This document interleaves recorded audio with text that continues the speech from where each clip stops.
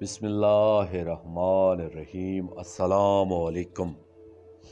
میں ہوں آپ کا بھائی عباس حمدانی۔ آپ دیکھ رہے ہیں جعفریات ٹی وی۔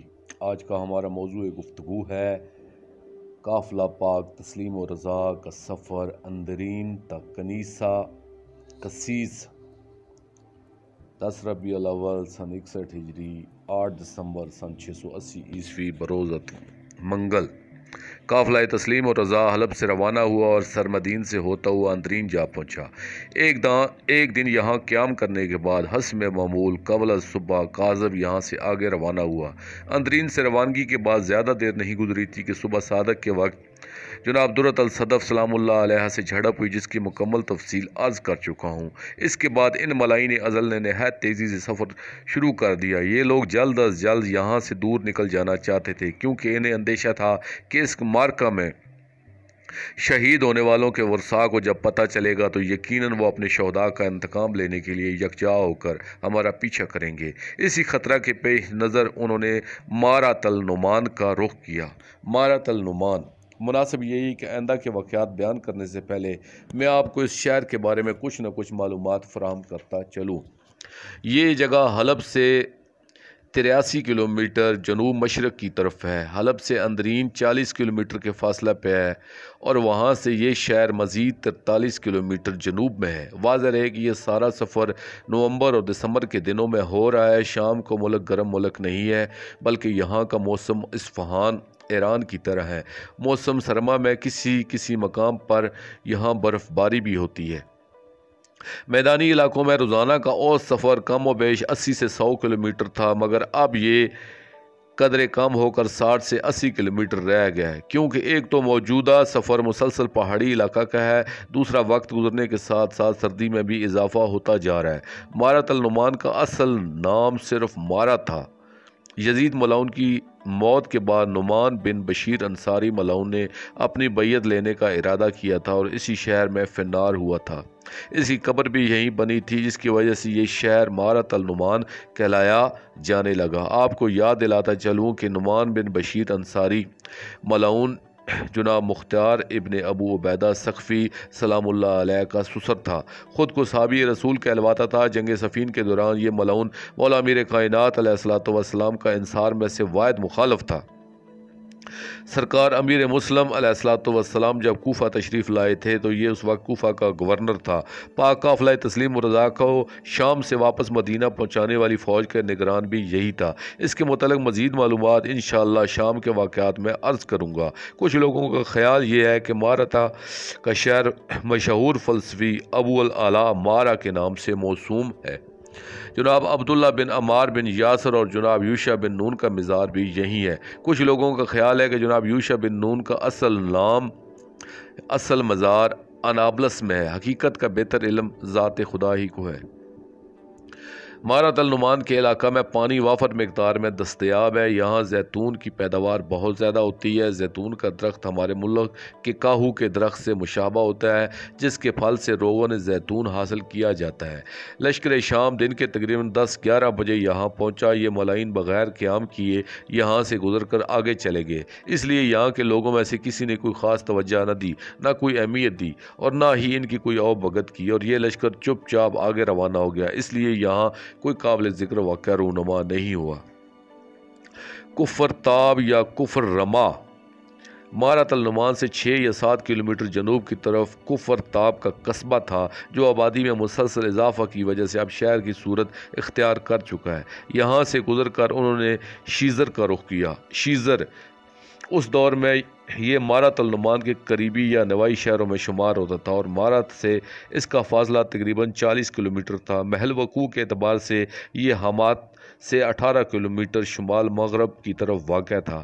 یہاں سے نہر آسی نیم دائرہ میں گھوم کر حماد کا رخ کرتی تھی۔ اس شہر میں ایک فوجی قلعہ بھی تھا، جس کے آثار آج بھی موجود ہیں۔ یہ وہی قلعہ ہے کہ جہاں جناب سیف الدولہ کی ٹیکفورس سے مارکہ آرائی ہوتی رہی تھی۔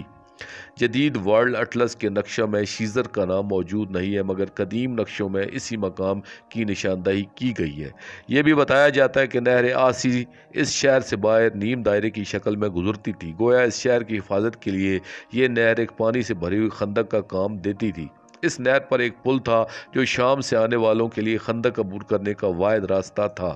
یہ شہر 17 ہجری میں ابو عبیدہ بن حماد نے فتح کیا تھا۔ اس دور میں یہاں زیادہ تربنی منقذ کے لوگ آباد تھے۔ ملائی شام نے اس شہر میں قیام کے ارادے سے شیزر کے حاکم کی طرف قاصد روانہ کیا کہ ہمارے خورد و نوش اور رہائش کا انتظام کیا جائے۔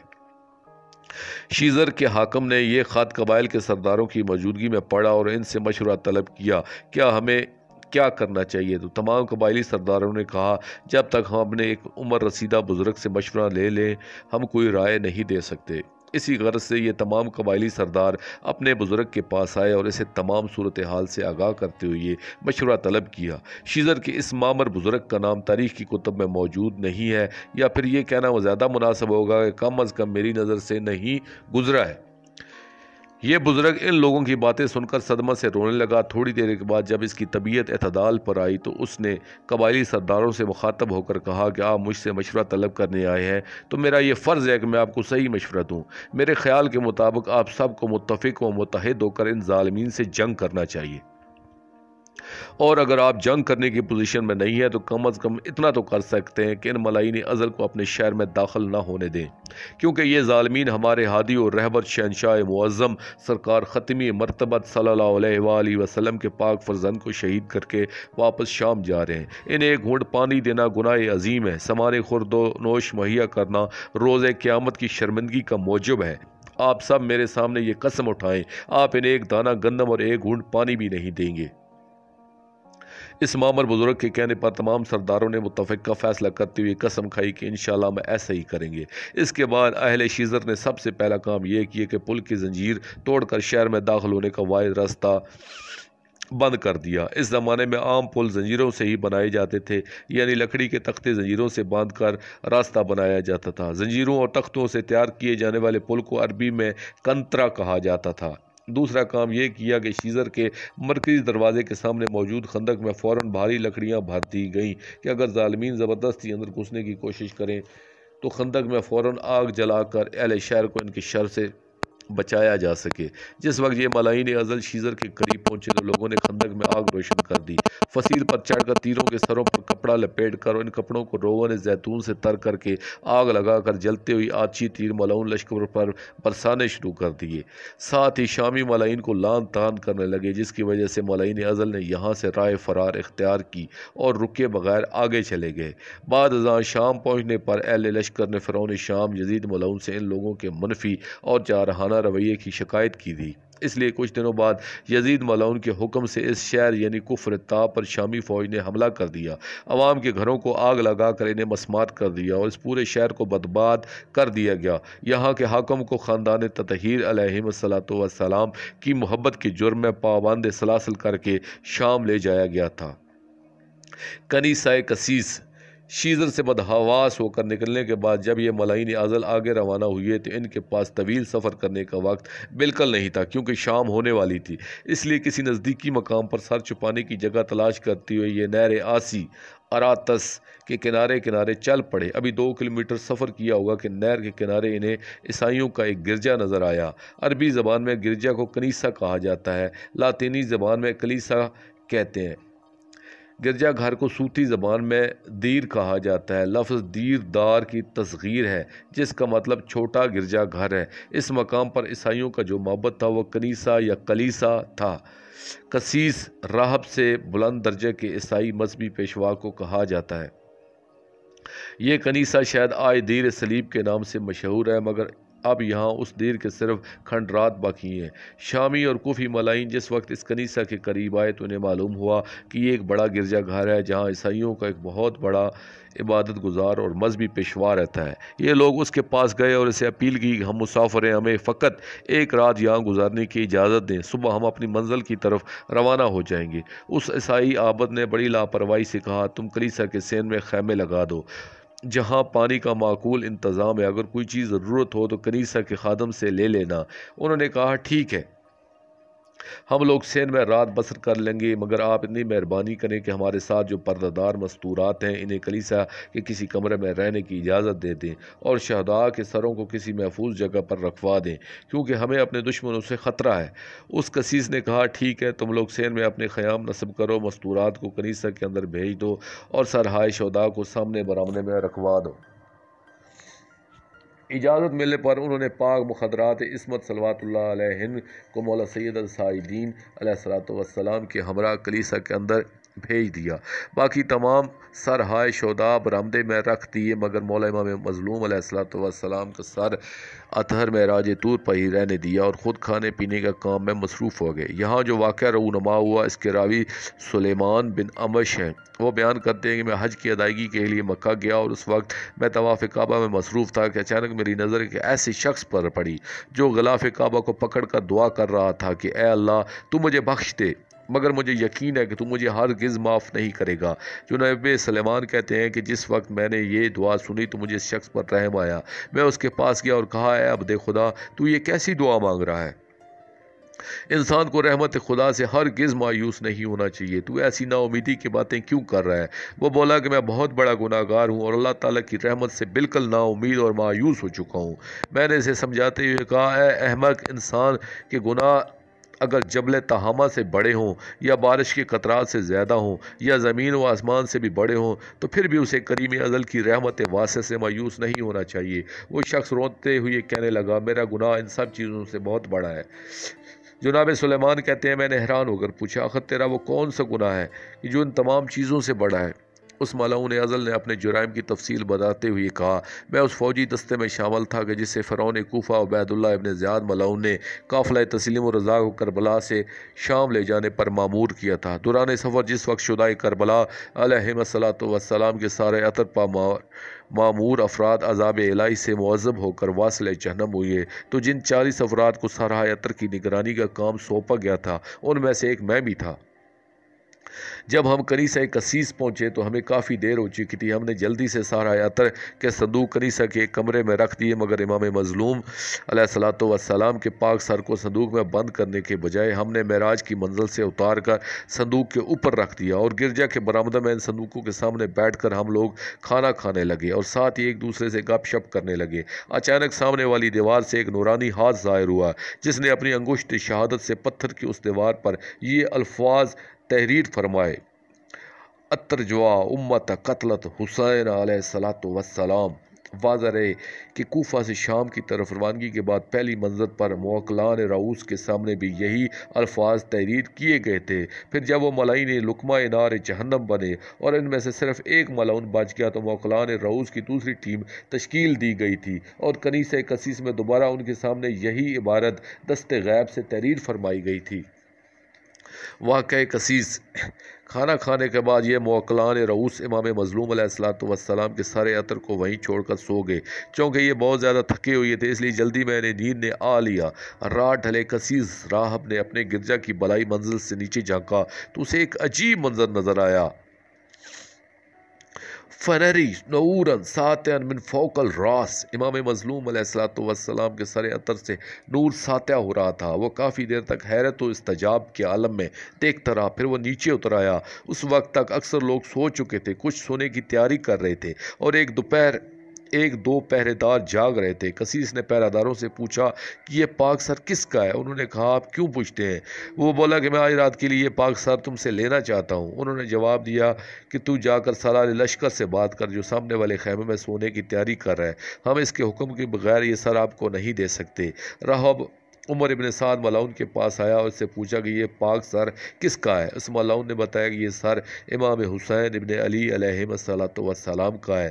راہب نے فوراً سوال کیا، کیا یہ شہنشاہ انبیاء صلی اللہ علیہ وآلہ وسلم کی پاک شہزادی صلوات اللہ علیہا کے لخت جگر کا سر ہے؟ وہ ملعون بولا کہ ہاں، انہی کا سر ہے۔ راہب کہنے لگا، جب نصرانیوں اور مسلمانوں کے درمیان مبالہ ہوا تھا اور سرکار رسول خدا صلی اللہ علیہ وآلہ وسلم اپنے گھر عطر سے میدان مبالہ میں تشریف لائے تھے تو ان کے دونوں نواسے ان کے ہمراہ تھے، جن میں سے ایک نے آپ کی انگلی پکڑی ہوئی تھی اور دوسرے کو آپ نے سینہ عطر سے لگایا ہوا تھا۔ تم یہ بتاؤ کہ یہ پاک سر ان میں سے کس شہزادے کا ہے؟ ابن سعد ملعون نے کہا اپنے جس فرزند کو شہنشاہ انبیاء صلی اللہ علیہ وآلہ وسلم نے آغوش میں اٹھا رکھا تھا یہ نہیں قصر ہے۔ راب کی آنکھوں سے آنسو برسنے لگے اور روتے ہوئے کہنے لگا کیا تم لوگوں نے کلمہ پڑھنا چھوڑ دیا ہے؟ وہ ملعون بولا کہ ہم کلمہ گو مسلمان ہیں۔ راب نے کہا میری سمجھ میں یہ بات نہیں آ رہی، تم کیسے مسلمان ہو؟ اگر ہمارے نبی جناب عیسیٰ علیہ السلام کا کوئی فرزند آج اس دنیا میں موجود ہوتا تو اللہ کی قسم ہم اسے اپنی آنکھوں میں جگہ دیتے، اور اگر جناب موسیٰ علیہ السلام کے اسباط نواسوں میں سے کوئی آج موجود ہوتا تو واللہ ہم اللہ تعالیٰ کی عبادت چھوڑ کر اس کی عبادت کرتے۔ تم کیسے مسلمان ہو کہ اپنے نبی صلی اللہ علیہ وآلہ وسلم کے پاک نواسے کو شہید کرنے کے بعد ان کے پاک سر کی شہر بہ شہر تشہید کرتے پھر رہے ہو، پھر بھی دعویٰ کرتے ہو کہ ہم کلمہ گو ہیں، ہم مسلمان ہیں؟ تم کو مسلمان کہلواتے ہوئے شرم محسوس نہیں ہوتی؟ عمر ابن سعد ملعون ذرا بگڑ کر کہنے لگا ہم مسلمانوں کا آپس کا مسئلہ ہے، تمہیں اس معاملے میں دخل دینے کی ضرورت نہیں ہے، اس کے علاوہ کوئی دوسری بات پوچھنا ہے تو پوچھ سکتے ہو ورنہ یہاں سے چلے جاؤ۔ راب نے کہا آج رات کے لیے یہ سر عطر مجھے دے دو، میں اسے اپنی عبادت گاہ میں لے جاؤں گا۔ ابن سعد ملعون نے لالچ بھرے انداز میں پوچھا اگر میں یہ سر تمہیں دے دوں تو اس کے عوض مجھے کیا ملے گا؟ راب نے کہا جو کچھ جی چاہے مانگ لو میں تمہیں دے دوں گا۔ وہ ملعون بولا کہ ایک رات کے لیے یہ سر عطر اپنے پاس رکھنے کے لیے تمہیں 1,00,000 درہم مجھے دینا ہوں گے، تب میں یہ سر تمہارے حوالے کروں گا۔ راہب نے جواب دیا کہ میرے پاس 80,000 درہم ہے، تم وہ لے لو اور یہ پاک سر مجھے دے دو۔ ابن سعد ملعون نے اپنے فوجیوں کو حکم دیا کہ 80,000 درہم لے کر یہ سر عطر اس کے حوالے کر دو اور گرجا کے باہر پہرا سخت کر دو تاکہ یہ راہب پاک سر کو باہر نہ لے جا سکے۔ یہاں یہ وضاحت کرتا چلوں کہ اس کسیس سے جو 80,000 درہم ہم ان ظالمین نے وصول کیے تھے، دوسرے دن یہاں سے روانہ ہونے کے بعد ابن سعد ملعون نے جب انہیں کھول کر دیکھا تو ان میں سے ہر سکے کی ایک سائٹ پر لکھا ہوا تھا وَلَا تَحْسَنُ اللَّهَ غَافَلًا، اور دوسری جانب یہ آیت مبارکہ درج تھی کہ وَسَيَعْلَمُ الَّذِينَ ظَلَمُوا إِنِّي مُنْقَلِبٌ يَنْقَلِبُونَ۔ یہ دیکھ کر اس ملعون ازل نے پریشان ہو کر کہا خسرت الدنیا والآخرت، اور حکم دیا کہ ان تمام سکوں کو اپنے پاس رکھنے کے بجائے فوراً دریا میں پھینک دو۔ آمد مبصر مطلب یہ قسیس مولا امام مظلوم علیہ السلام کا سر عطر لے کر گریہ وزاری کرتا ہوا گرجا میں آیا۔ گرد سفر صاف کرنے کے لیے پہلے اس بزرگ نے سر عطر کو غسل دیا، پھر مشک و کافور سے معطر کیا اور اپنے عبادت خانہ میں آ کر صلیب کے سامنے سجادہ عبادت پر بیٹھ گیا۔ سر عطر کو دونوں ہاتھوں میں لے کر پیشانی پر بوسے دینے لگا اور روتے ہوئے کہنے لگا یا ابن رسول اللہ صلی اللہ علیہ وآلہ وسلم، یہ ان ظالموں نے آپ کے ساتھ کیسا سلوک کیا ہے؟ آپ تو عرش اعلیٰ کے مکین تھے، لوگوں کو دین حق سکھانے کے لیے زمین پر تشریف لائے تھے، آپ تو ہمیں انسانیت اور امن و آچی کا درس دینا چاہتے تھے، مگر افسوس صد افسوس کہ بے قدر مخلوق نے آپ کے تمام احسانات کو پس پش ڈالتے ہوئے آپ پر ظلم و ستم کی انتہا کر دی ہے۔ واللہ اس سے زیادہ ظلم کوئی ہو ہی نہیں سکتا کہ اپنے موسم اعظم کے ساتھ اتنا برا سلوک کیا جائے۔ اے فرزند رسول ثقلین، 1000 جان سے قربان جاؤں آپ کی عزت و عظمت پر۔ جس وقت اسراب کی بات مکمل ہوئی تو گرجا گھر میں ہاتف غیبی کی آواز گونجی آپ کو توبہ کی بشارت ہو، اور توبہ ان کے لیے ہے کہ جو ان کی پاک عظمت و شان سے واقف ہو۔ یہ آواز سنتے ہی یہ راہ حیران ہو کر چاروں طرف دیکھنے لگا۔ جب اسے آس پاس کوئی ذی روح نظر نہ آیا تو یہ فوراً سمجھ گیا کہ یہ واقعی ہاتف غیبی کی آواز ہے جو اسی کریم ازل کی وجہ سے خالق عالمین کی طرف سے آئی ہے۔ اس وقت اس نے پاک سر کو دونوں ہاتھوں پر بلند کیا اور دعا کرنے لگا یا رب بحق عیسیٰ بن مریم علیہ السلام تعامر حاضر راس بالتکلم، اے میرے خالق تمہیں جناب عیسیٰ علیہ السلام کے حق کا واسطہ دے کر التجا کرتا ہوں کہ اپنے اس محبوب کو مجھ سے کلام کرنے کی اجازت فرما۔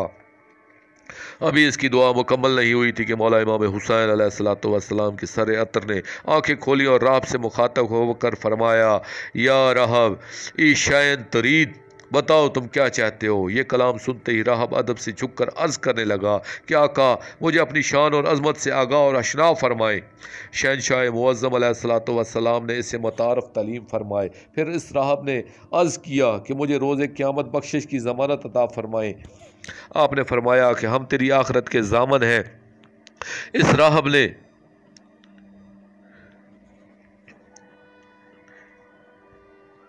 پھر اس راہب نے عرض کیا کہ مجھے روز قیامت بخشش کی ضمانت عطا فرمائے۔ آپ نے فرمایا کہ ہم تیری آخرت کے ضامن ہیں۔ اس راہب نے عرض کیا کہ اب مجھے کلمہ پڑھائیں۔ آپ نے اسے کلمہ پڑھایا اور مشرف با اسلام کیا۔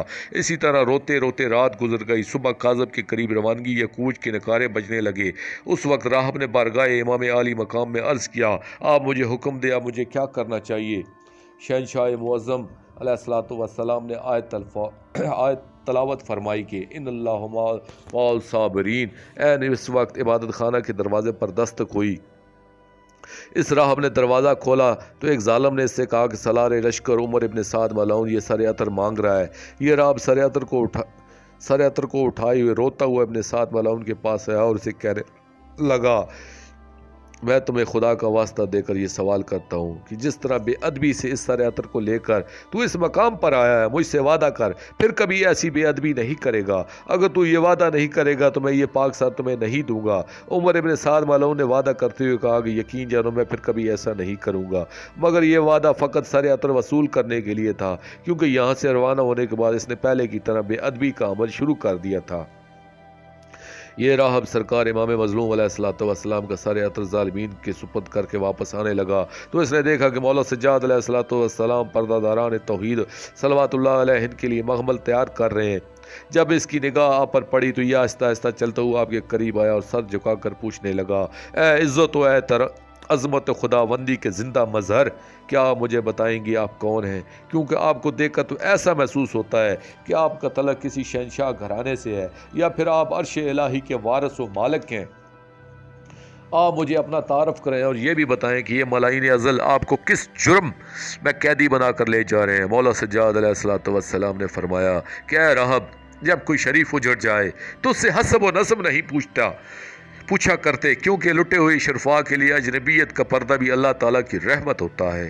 راہب آپ کے حسن کلام سے متاثر ہو کر عرض کرنے لگا کہ آقا میں سمجھ گیا ہوں کہ واقعی آپ کا تعلق شرفاء کے کسی اعلیٰ ترین خاندان سے ہے، صرف اپنے دل کی تسلی کرنا چاہتا ہوں۔ مولا سجاد علیہ الصلوۃ والسلام نے رو کر فرمایا کہ میں علی ابن الحسین ابن علی ابن ابی طالب علیہم الصلوۃ والسلام ہوں۔ ان ملائین ازل نے میرے پاک بابا کو دھوکہ سے کوفہ بلوایا اور بے جرم و خطا انہیں ان کے تمام عوان و انصار سمیت کربلا کے ویرانہ میں کھیر کر شہید کر دیا۔ ہمارا ہنستا بستا گھر برباد اور ویران کر دیا۔ اب یہ ملائین ازل مجھے پاک پردہ داران رسالت صلوات اللہ علیہ کے ہمراہ قیدی بنا کر یزید ابن معاویہ ملعون کے پاس شام لے جا رہے ہیں۔